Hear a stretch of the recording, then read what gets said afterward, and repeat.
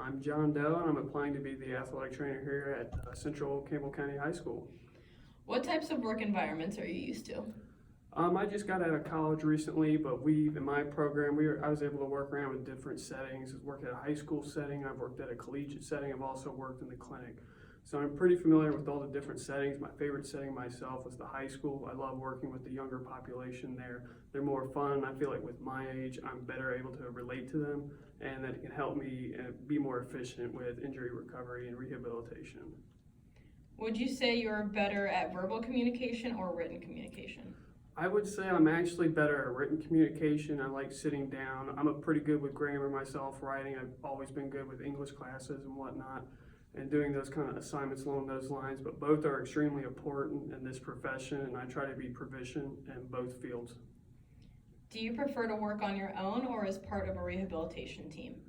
I actually do prefer to work on my own, and I feel like that's where, as a high school setting, that you are the most alone at, and it really allows me to hone in on those skills. But it's also important not to forget about being on a rehab team or working with other physicians, because it's very important to work with other medical professionals to be able to perform your job at the maximum potential.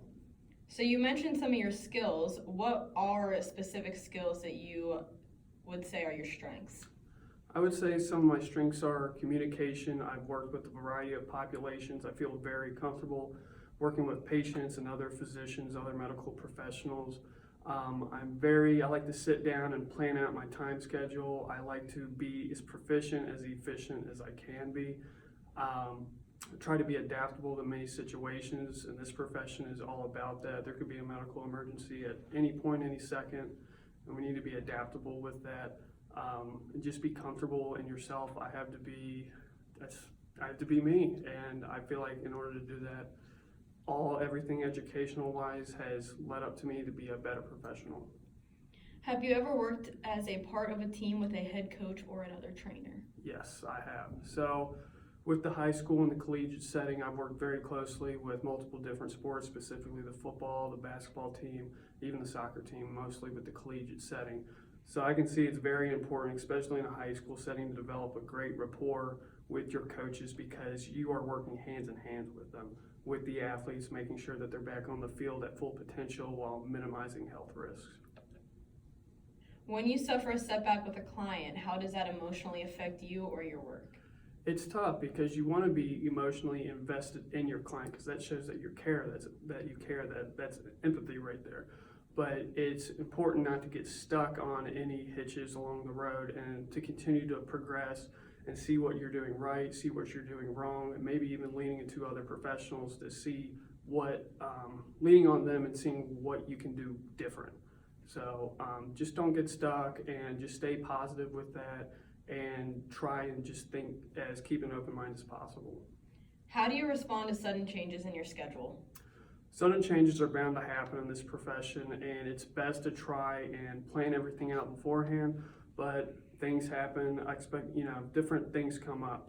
So you need to be able to adapt, be able to prioritize what's most important, what needs to be done, just so you can be as efficient as possible. Things come up, bad things happen, good things happen, but you need to be prepared for any situation, scenario at any time.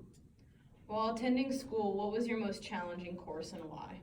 I would say my most challenging course was actually, it was upper extremity, just because that's not a field and area where I've had a lot of experience myself. I've dealt with a lot of lower injuries, but there's a way to improve that. You can sit there in the clinical setting. I was able to see more patients with upper extremity with rotator cuff and shoulder problems, some elbow issues. So we can continue with our work, education, going through what we see in the environment, and not also looking back in our textbooks, looking back at all the review material.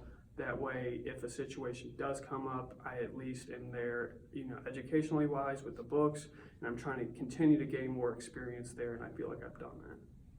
All right, so we talked about your most challenging course. What was your most successful course and why? My most successful course was probably modalities, therapeutic modalities. I really enjoyed going through and learning all different types of techniques to treat an injury and facilitate recovery, whether it be heat or cold, or using ultrasound, or using electrical stimulation. And I understand in the high school environment, we may not have access to all these, but it's good to have all the experience of this so that I'm capable in any situation. Let's just say I had to take an athlete to a clinic and there I have more access to resources. So I enjoyed that just because I got to experiment with different treatment. All right, how do you feel about your time management skills? Time management skills, I feel pretty well about it. Like I've said before, I really try to plan everything out as well as I can.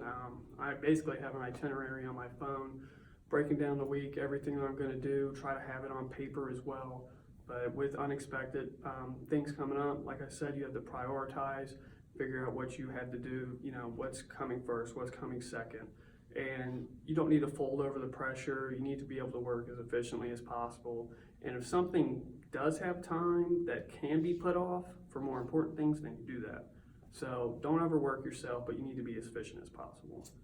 All right, and how would you handle an athlete that is not progressing how they planned and are upset about that? So it's very typical that an athlete or any patient could be upset with their injury progress. They're not as, not as far as long as they would like to be. But that's where we as a clinician, as an athletic trainer, we also have to play this almost like a therapist almost. We have to sit there and turn these negative emotions into positive ones and try to get them to look at different outlooks and tell them what are we doing, why are we doing, and what we can do different that could possibly facilitate better improvements. Okay, thank you. Perfect, thank you.